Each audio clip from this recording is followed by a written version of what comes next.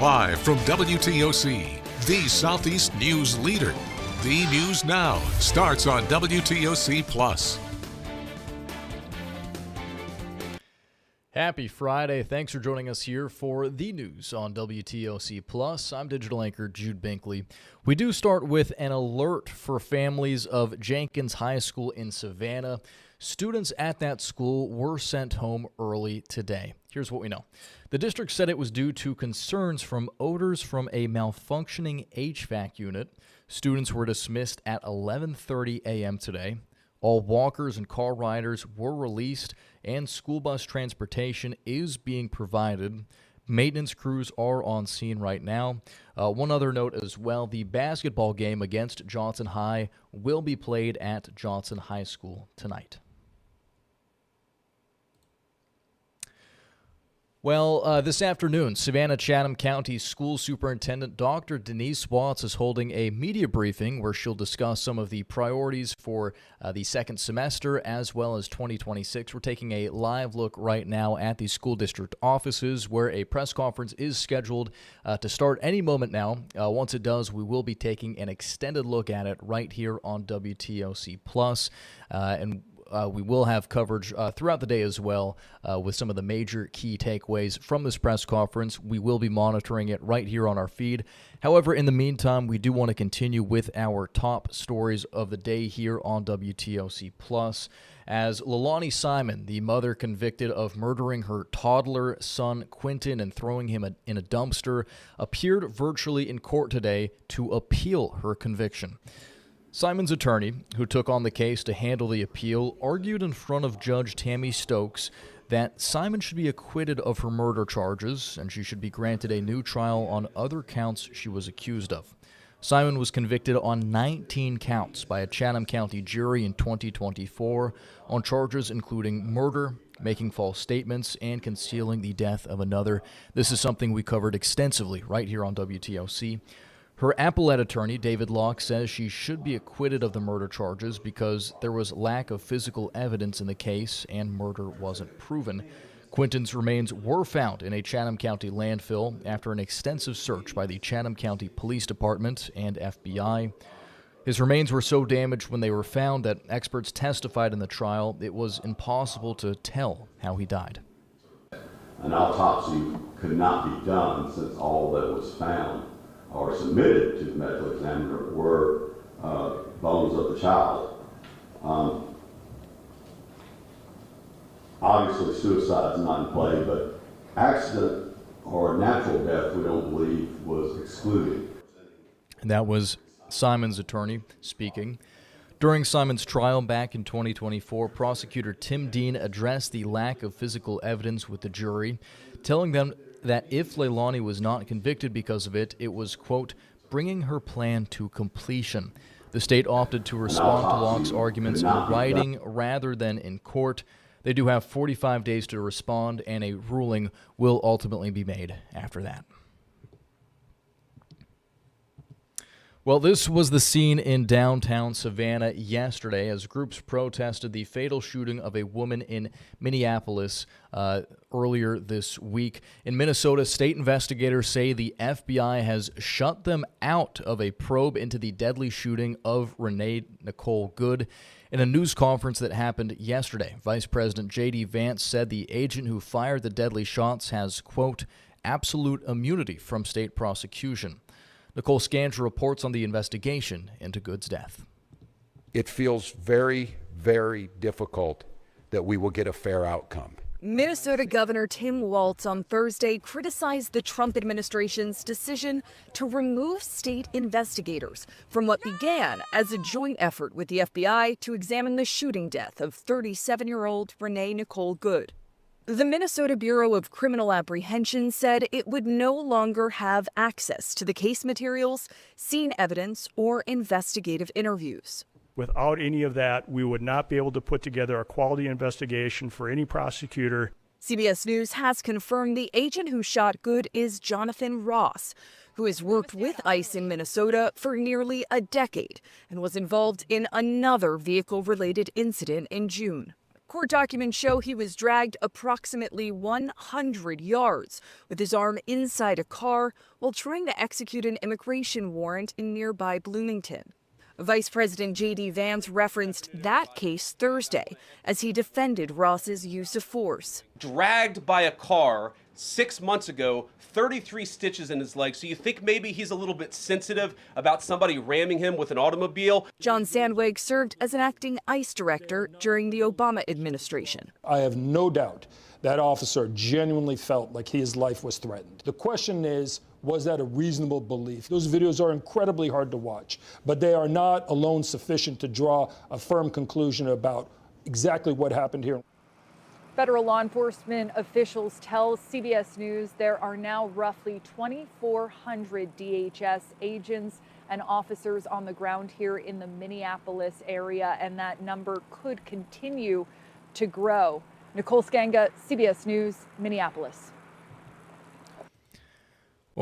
Now a live look at the nation's capital on your right, where yesterday there was a blockbuster vote in Washington. The House of Representatives passed a bill to extend Affordable Care Act tax credit subsidies for 3 years.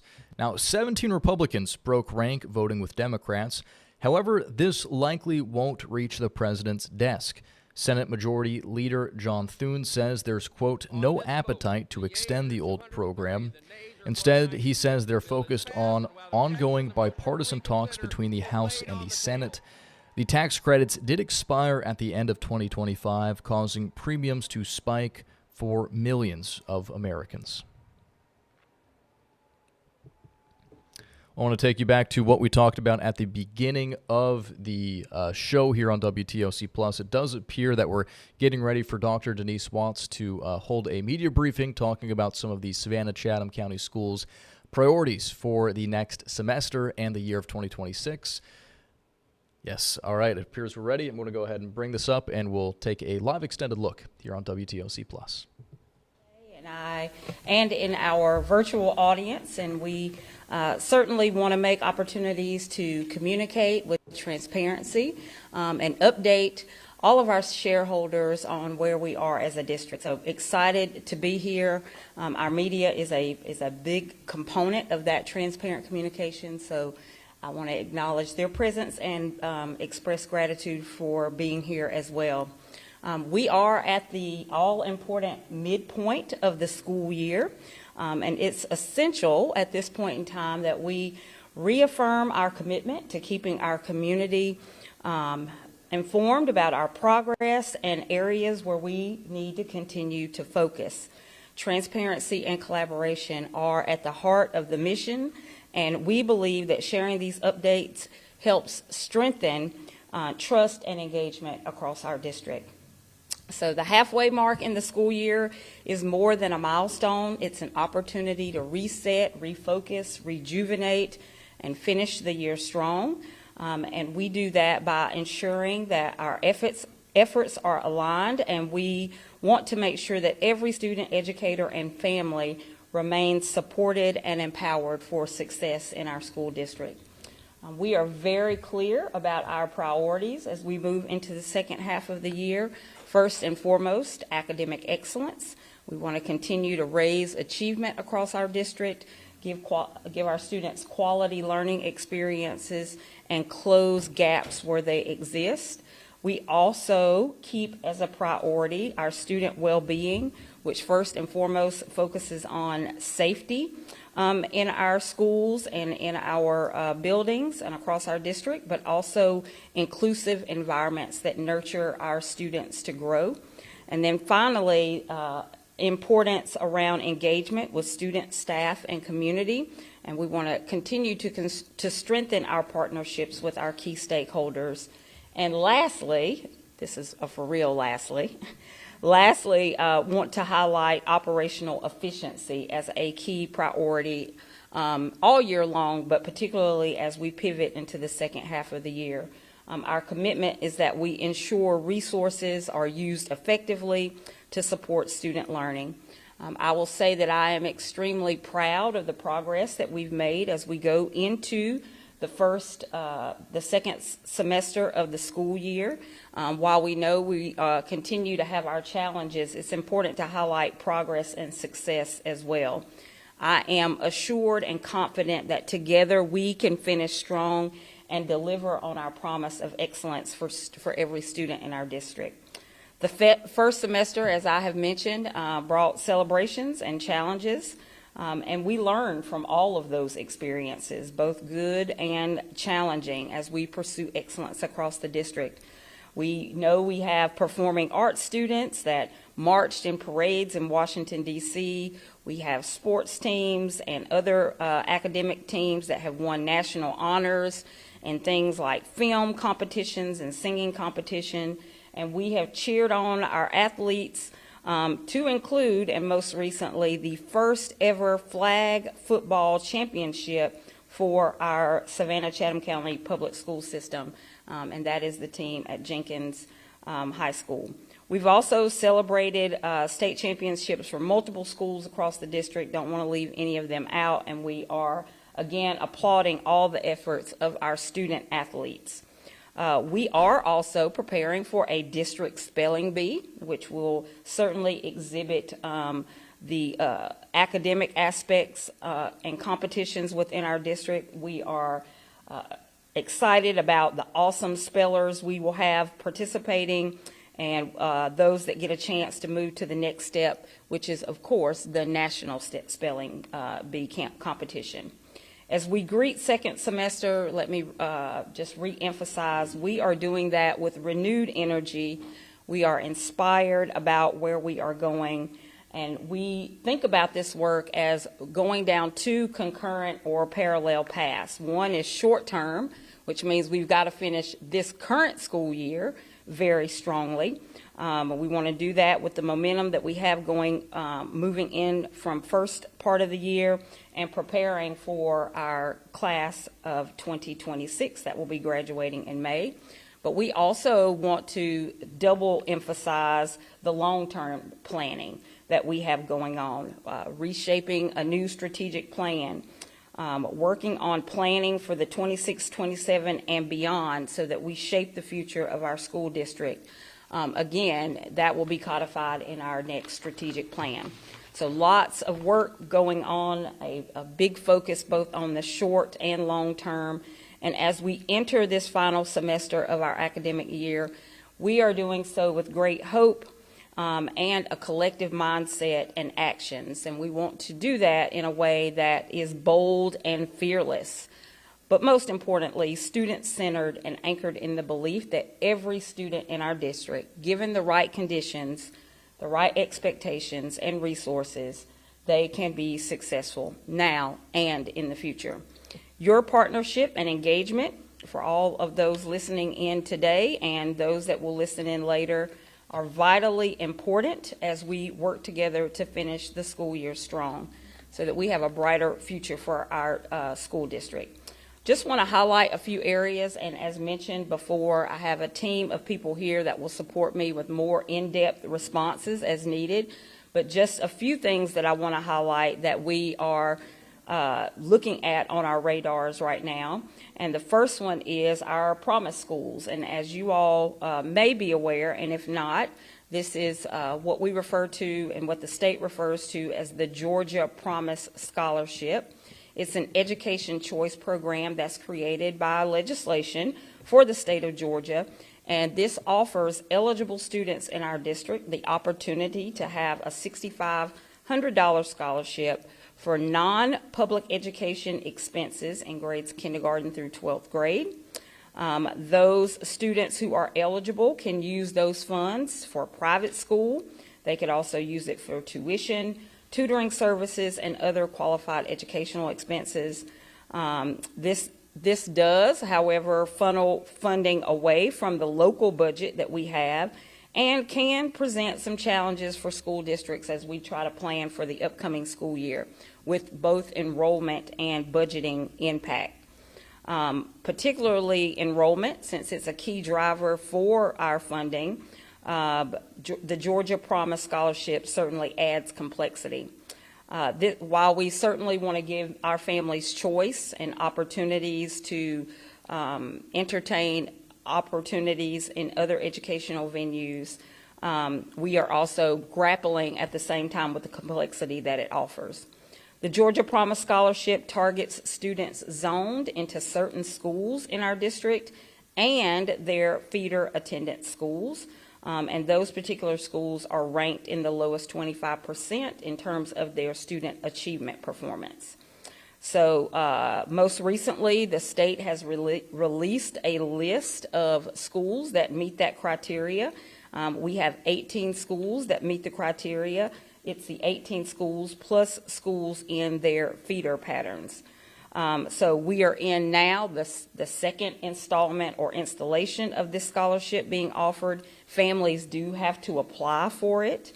And there is more information available for us to consider as we make our enrollment projections for the upcoming school year. So again, just want to reemphasize 18 schools in our district fell into this category. Early indicators, however, suggest as we look at attendance, as we look at how our students are doing on formative assessments, how we are looking at climate and culture within our school district, give me great hope that that list of 18 schools will be reduced in the upcoming year because we are showing progress in terms of school performance. And our goal, of course, as a district is to offer every student in every school across our district a quality learning experience. And we want every school to perform at grade level. That does not place them on any negative state list.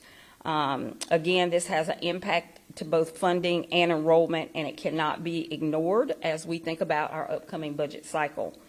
So one of the ways that we are trying to focus in that area is offering some differentiated supports for schools that we know not only fall within that 25% or might be on the periphery of falling into that low performance in terms of the 25% statewide, is offering schools differentiated school supports. It's a key strategy for us this year to ensure that school improvement is both supportive and will drive success across our district. We know that all schools do not have the same needs, do not have the same challenges nor successes, and we know that we can't approach it with a one-size-fits-all approach. So our current strategy, again, is a differentiated one. It ensures that every school is getting the right level of assistance given its unique context, and we are meeting the demand of challenges in performance. So in some ways, that's school-wide.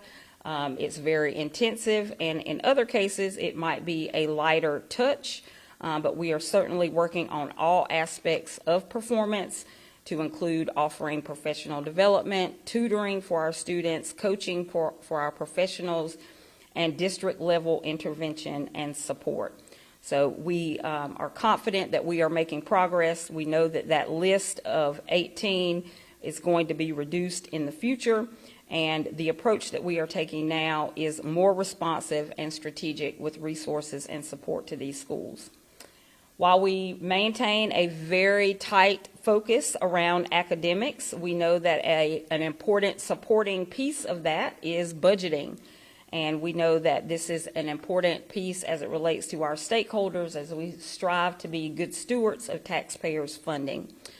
We've had quite a few reports about our current finances in the district, and we are working very hard to modernize our budget process, to increase transparency, to strengthen accountability, and to ensure our resources are aligned with student needs and district policies. So we are going into this new budget season certainly with a even tighter focus than we've had since I've transitioned into the district as the superintendent, so that we are optimizing every resource that our shareholders provide both at the state, local, and federal levels. So this budget cycle that we are entering into now has actually started before now. It started, I would say, from day one of this school year. It's a topic of conversation amongst my team. It's cascading down through the district and certainly out into the community as we are working on a new cadence of planning, of how we determine priorities across our district and how we are aligning resources collectively. A new focus, a new philosophical approach this year that we are attempting is more of a zero-based budgeting approach that emphasizes clarity, one that emphasizes community understanding, and again, responsibility for the all-important funding that our both local, state, and federal entities afford to us. We will place an even greater emphasis. I know you've heard the phrase return on investment many times. That is a phrase that is pervasive throughout our district as we are looking at budgeting for the upcoming school year. And we want to make sure that every dollar spent is a dollar justified. Budget decisions will be aligned to our strategic priorities. So we are strengthening financial accountability. We are strengthening our approach to allocating resources to make sure that it's done effectively and appropriately, and most importantly, that it serves the needs of our schools and it brings value to student learning and school performance. I'd also like to highlight some work we are doing around boundary lines, attendance planning, and facilities planning. This is also an area that we know has strong stakeholder interest, as in many cases it may impact where a student goes to school now or next year and in the future. We are developing a very thoughtful, community-informed approach as we look at boundary lines and attendance patterns. And I think I have shown during my tenure that having the community and parent input on this process has been important. It's often led to us modifying our path forward as we listen to the community. And my commitment to this community is that we will continue to listen and use the information that we get from our stakeholders to inform how we look at boundaries and facilities in our district. We do continue to grow in terms of overall population across Chatham County and the region, and that impacts growth across our district, making growth in certain areas of our community faster, stronger, whereas in other places in our district, maybe our buildings are not at capacity because the population of students does not grow. So we are taking a very strong look at that. I'll say most coming to you in a more recent way has been some current boundary changes that we're looking at in the West Chatham County area. We are looking at boundary changes for several schools, mostly highlighting, and we'll certainly bring our Chief Operations Officer up to talk about the impacts at Pooler, Bloomingdale, and the new West Chatham K-8 complex. Those are very topics of great interest, we know, to those communities. Want to re-emphasize the fact that we have given families input. We continue to give families input. And as a result of that input, we have made modifications that Ms. Davison, Megan Davison, can speak to that will be coming before the board in the January meeting. So I want to express gratitude to our community for staying engaged and want you to know that we listen and we make adjustments accordingly. So please stay tuned for more information on how we have shifted our initial recommendations on boundary lines and facilities updates. It did go to a December board meeting. It was deferred to a January board meeting, which is next week. And those materials should be available to the public now. Is that correct? Or can our board have access to our, does the community have access to our updates? Not yet public. They'll be available, we expect, by Monday, but anyone can come to the meeting on the 14th as a public meeting. Awesome. So forthcoming, the community will be able to see the updates that we have made, again, based on our planning, looking at data, and listening to our community. I will end, because I've been up here for quite a bit of time, and I'd certainly want to leave opportunity for questions. I want to leave opportunity for other pieces of my of the team to get up to speak today to answer your maybe more specific questions. I am well aware that we have a lot of work to do in this district, and I need to reassure everyone that I wake up every morning with a sense of strong urgency on fixing both small problems and big ones. I am even more dedicated than I have ever been to ensuring that our school district is world class and meets the needs of every student and is a place where every family and every constituent can be proud. I am proud of the work that we are doing. I feel very strongly that we are making progress, and it's by only collective effort that we can do that. You've heard me say often, together we can, and that is the only way I believe that we get this work done, in partnership with both our internal teams, our school leaders, our teachers, our staff, our departments, but also with our families and our community. Our students are amazing, and every single day there is an opportunity to celebrate something that not only a student does, but a group of students do or a school does. And it's in this moment that I would like to address how proud I am of the work that we are doing and how invested I am in the momentum that we have going into the second half of the year. We will not cut corners. We will not hide problems. We will go about this work in the most efficient and effective way. And one way that we will have our Board of Ed police chief come up in just a minute is around school safety. That's always a topic of interest, as it should be. It is a shared responsibility. And when things happen in our school district, we know we have to address those things. But we will always ask and expect a together we can mentality, because we know that that is the only way that we will ensure safety for every student and staff member. So with that said, at this time, I'd like to recognize and invite Chief Terry Enoch to the podium to address an unfortunate incident that took place at one of our schools over winter break, and to also, and most importantly, highlight and invite our community to be a part of the solution as we move forward. Thank you.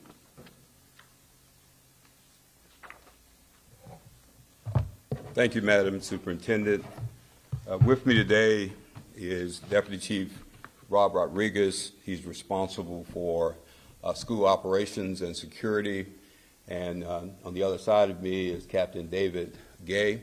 He's in charge of criminal investigations. Thank you for the opportunity to address the issue and the incident, but more importantly, the broad issue of school safety.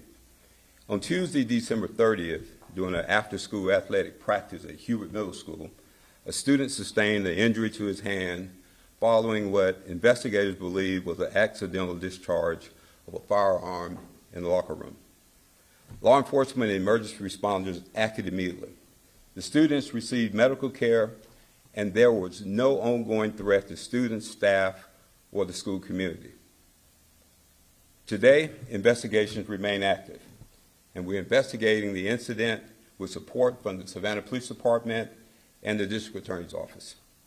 While this incident appears to be accidental, it does underscore a very serious concern. Children having access to firearms and other weapons in our community.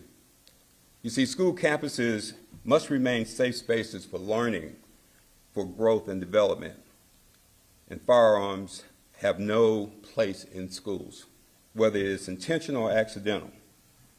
The safety and security of our students and staff are always our top priority for the Savannah-Chatham County Public School System. We're located in 426 square miles in 7 municipalities. We have over 36,000 students. There's 55 schools together with 62 facilities. That is a big footprint. But I got to tell you that safety is just not, as the superintendent said, the responsibility of the school alone. It is a shared responsibility among schools, with families, with students, and the community. Savannah-Chatham County Public School System, we employ what we call a layered approach to safety and security. And that is designed to prevent incidents, to detect incidents early, and to respond quickly when needed. This approach includes, but not limited to, trained staff and administrators who are vigilant and prepared to act. Technology-based safety measures, including security cameras, weapon detection devices that assist us in monitoring and responding to potential threats. We have our Board of Education police and security forces, along with strong partnerships with local law enforcement. We have clear policies and enforcement, including our student code of conduct and the Georgia law regarding weapons. We have responding mechanisms. We encourage students and staff to speak up when something doesn't seem right. We have education and awareness, helping students understand the real dangers and consequences of weapons. You see, we continue to review and strengthen these layers, but no system is effective without community support. Parents play a critical role by ensuring firearms are properly secured at home and by having ongoing conversations with their children about the dangers of weapons and the importance of making safe choices. We encourage students to report any suspicious activity, behavior, or concerns to a trusted adult or a school staff member. If you see something, say something. It can prevent a tragedy. In closing, this incident serves as a reminder that prevention starts well before a student ever steps on our school campuses. Together, through awareness, through accountability, through partnership, we can continue working to keep our schools safe. I know at some point you're going to have some questions, and we'll be available after the remaining presentations to answer those questions. Thank you.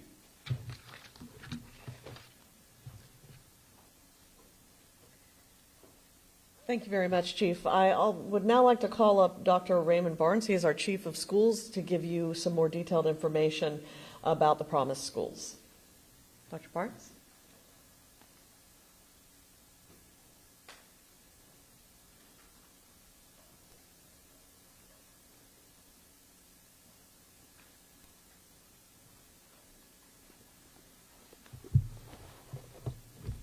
Good afternoon. The most recent release of the Georgia Promise Schools, it is alarming, but we were prepared for that. We have been following our student data since the beginning of school, and we have been following student data in the previous year. That data has allowed us to develop strategic plans, but in a differentiated manner to support each school based off their school needs. Some of those strategies are around investments to develop our leadership capacity. Additionally, those strategies are to develop our instructional leaders at each school, our academic coaches, to ensure that they are coaching teachers to deliver strong teaching strategies and pedagogical skills.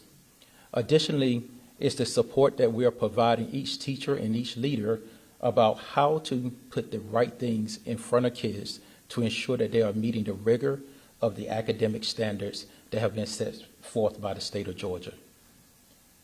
Additional strategies that we are investing in is high dosage tutoring. While that is in our foundational grades, we are setting our students up to be successful in the earlier years so that once they get to their tested years of GMAS, students have a fighting chance of being more proficient in state tests.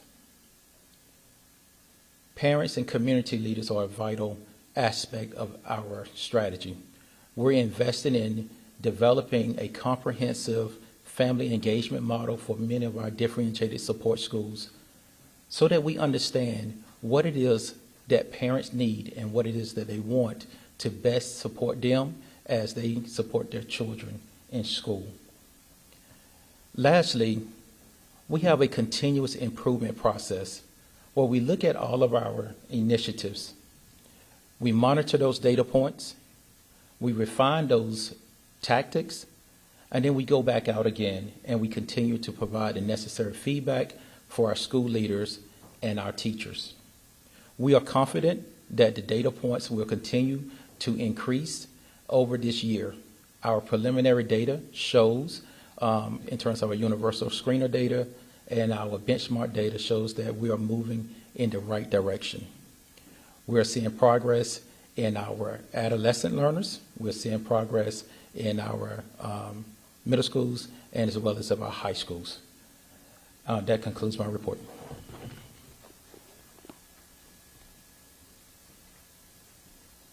Thank you very much, Dr. Barnes. A question that I've gotten from a lot of you over the last few weeks concerns the new law regarding cell phone policies. The state required that each district have a cell phone policy in place by the end of this past year, by the end of 2025, to go into effect next school year. Our board did, in fact, pass a new policy at our December 17th board meeting. And to give you an update on that is Mr. Derek Butler. He is our Chief Academic Officer.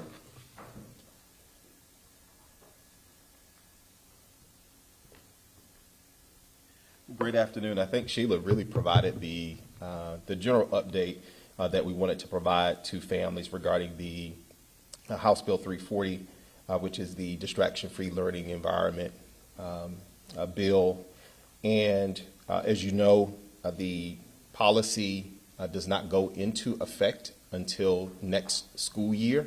I think what's important for our families to know this particular time is that right now, the current policy remains in place in terms of how it's operationalized in our schools. You will know that many of our schools currently have leveraged the previous policy to limit electronic devices during instructional time. So I want to make sure that we're clear about how that looks currently in schools. We'll continue business as usual in that regards. But more importantly for our families in terms of preparation, please note that as a district, we'll be providing over the next several months additional guidance and resources via our district website and other communication mediums to make sure that our families and our students are prepared for what will be a day one policy that will be in place.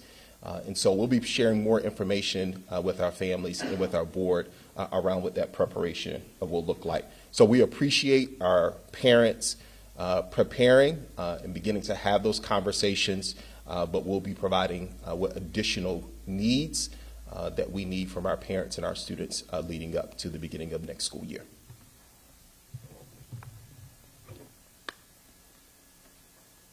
Thank you, Mr. Butler. And we did send out a press release about that new policy just before we went on winter break, so look for that from mid-December. And any families out there who are interested can also go to seccpss.com, and we have a link from our main marquee about the new policy that will go into effect next school year. Just a few more topics we want to address. As you all know, attendance has been a major focus the last couple of years. Districts throughout the country, including, of course, right here in Savannah, Chatham County, have experienced high rates of absenteeism since returning from COVID. We have been working on that, working to increase the numbers of students who are in school every day. And to give us an update on that, I would like to call up Ms. Kimberly McGuire. Oh, no. Sorry, I thought. I'm back up. I do have our Executive Director of Student Support Services here with us this afternoon, and she'll be available to answer any questions and also to assist me with any specific data points that may need some clarification. But I think what we wanted to share this afternoon really is this headline. Of course, you know, attendance remains one of our strongest indicators of student success. And first semester data gave us some encouragement about our next steps and really some clarity around our next steps in terms of support. Headline, more students are in school every day, if you get nothing else. So we're excited about the momentum of first semester. And I'll just share just from a historical perspective, as you recall, our attendance rate being 74%. 2 years ago, last year around 77%. And so we are trending in the right direction based on first semester data. And this matters because, as I shared with you, attendance is one of the strongest predictors of student learning outcomes. You heard the chief of schools talk about the supports that are in place. And many of those supports, which I'll just kind of highlight very briefly, include many of the attendance supports that are taking place in our schools. What we have seen historically, and we continue to see that in our data, is that our elementary and our middle schools are continuing to show a meaningful progress compared to our high schools. But here's the sub-headline, if you will.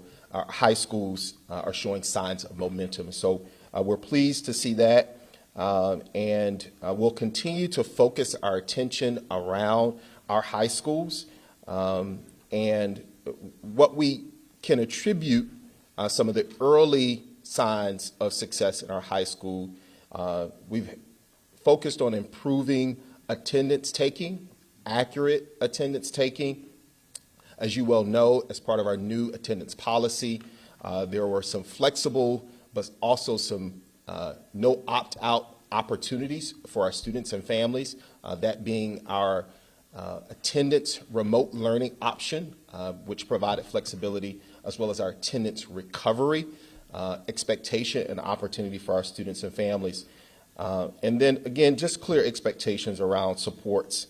But we know that those flexible, no opt-out opportunities were really designed to ensure that regardless of the circumstances, learning was a priority. And so students and families needed to recover that learning and or to engage in the learning experience in a different way that was available. But again, I'll just go back to the headline. More students are in school every day. We're also excited about, and you'll probably hear a little bit more about this at our Finance Committee meeting on next week. We're learning from our Everyday Labs pilot, currently implemented in 10 of our schools. Some of them are our Promise and our priority schools. Again, you heard our Chief of Schools talk about those differentiated supports, and this is one of those that has been shown some really early promise, and we'll be talking about how we might scale to ensure that we're providing more of these supports to more of our students and more of our schools. But this strategy really focused on strengthening relationships with our students and our families through personalized communication, some early outreach, what we call some nudges, and also really to help remove some barriers.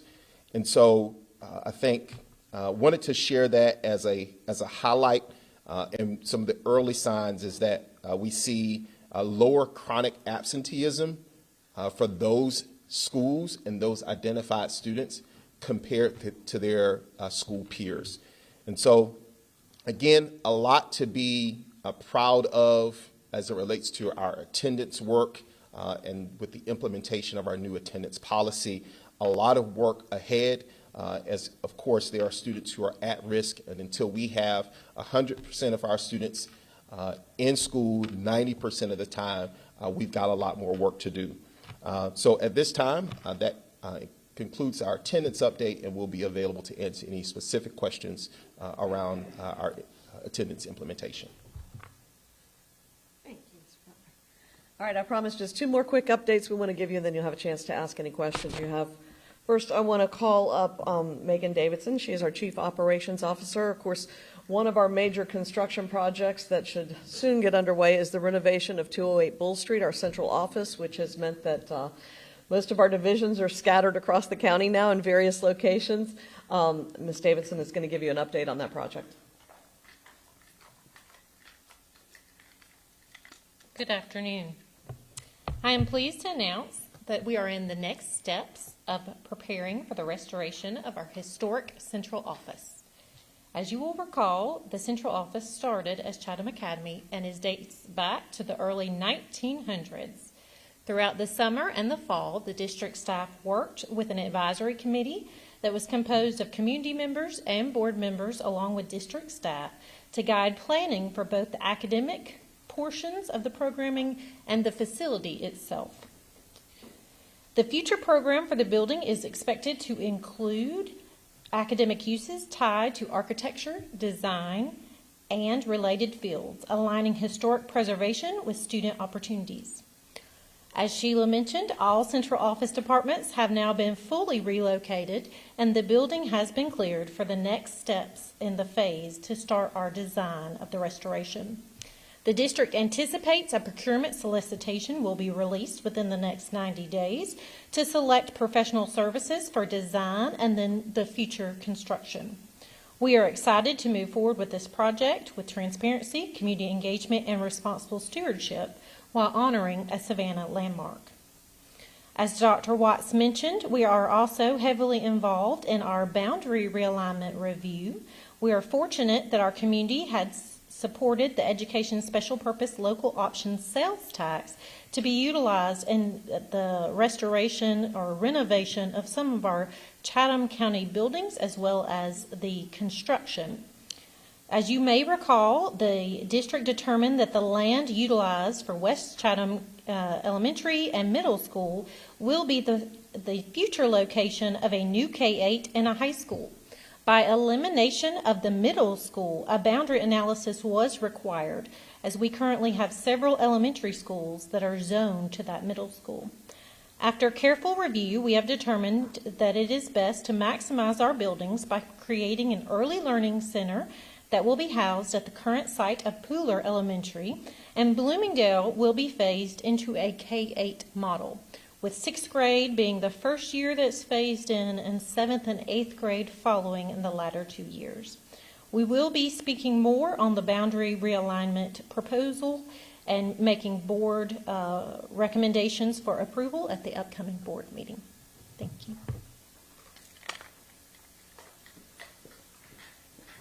Thank you, Ms. Davidson. And if anybody in the community wants to know where a department is located now that used to formerly be in 208 Bull Street at our central office, you can find that information on sccpss.com, linked to from the main marquee. Just look for the slide that says relocations. Click that link and we have a whole chart showing what department has moved where.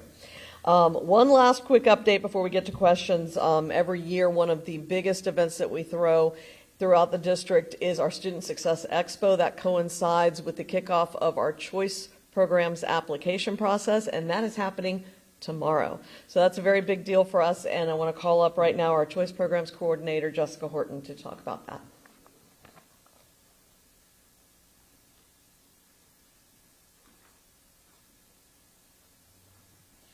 Good afternoon. Tomorrow we will be opening our applications for the district's choice program application process. Those applications will be open from January 10th to January 25th. And that opening of the application coincides with our Student Success Expo, which is tomorrow from 10 to 3 at the Davis Edwards Harris Educational Complex in Garden City. Also, it is an opportunity during that same window from January 10th to January 25th for parents who have students who will be 4 on or before September 1st. They can apply for Georgia Pre-K. And parents of 3-year-olds can apply for our Little Acorn Academy program.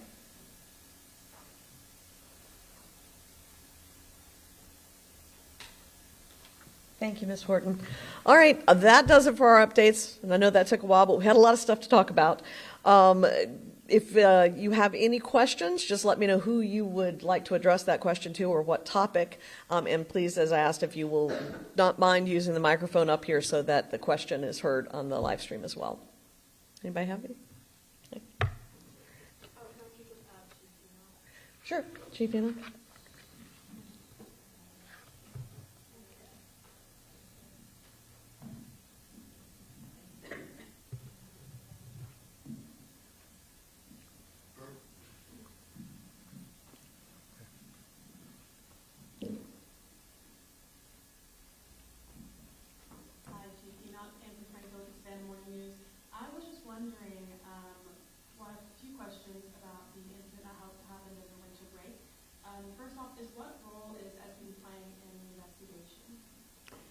Well, I'm going to defer that over to Captain Gay, who's over criminal investigations.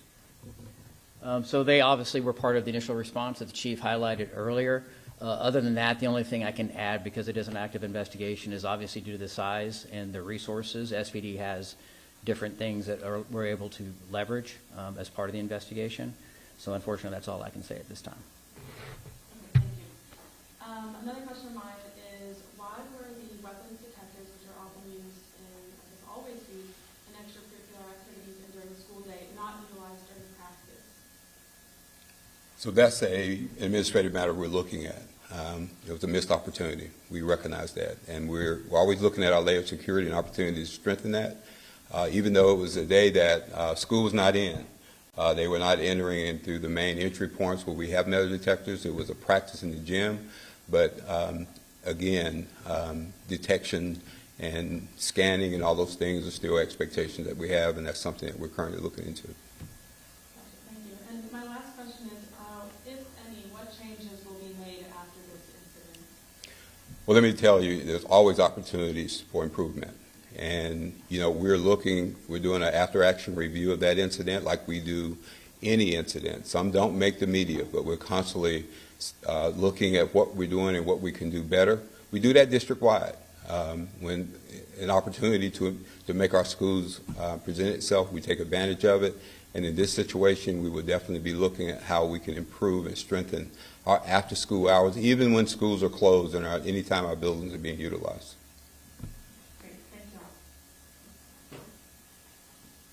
Did anybody else have any questions for Chief or Campus Police or any other questions for the folks that are here? No? All right. Thank you all very much for coming. We appreciate it. And thank you also for sharing the information with your viewers or your readers. Thank you.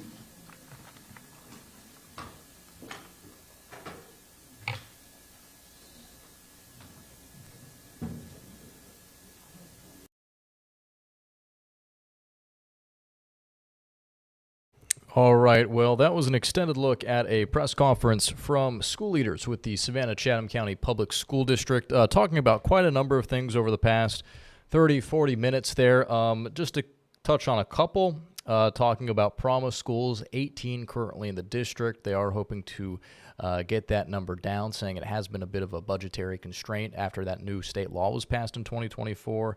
They also talked about things like budgeting and potential boundary changes in specifically West Chatham County as the area does see population and demographic shifts. They talked, of course, you heard those Savannah police representatives talk about the accidental gun discharge that happened at a school a couple of weeks ago during a basketball practice at a gym. Savannah police just urging both parents and families, if you see something, say something. You also heard right there at the end that they are actively reviewing that incident for potential safety changes as well. At the top of the stream right there, Dr. Denise Watts talked about how safety was one of the top priorities in the 2026 school year as we do head into the second semester with the Savannah-Chatham County Public Schools. Another thing that we've seen a lot of chatter about is the cell phone policy that is currently being kind of reworked essentially by the state legislature to kind of make things a little tighter for schools, students in the higher grade levels. I actually wrote up an article on WTOC a couple of weeks ago detailing grade level by grade level how those laws are changing. The big thing for Savannah-Chatham County is as we enter 2026, nothing is changing this specific semester when it comes to cell phones in schools and where they are or are not allowed in the learning environment. All right, and with that, we are going to wrap things up here for the news here on WTOC Plus. We're just about 5 minutes away from the top of the hour, so we'll take a quick break. We'll be back in just about 5 minutes with more. We'll see you then.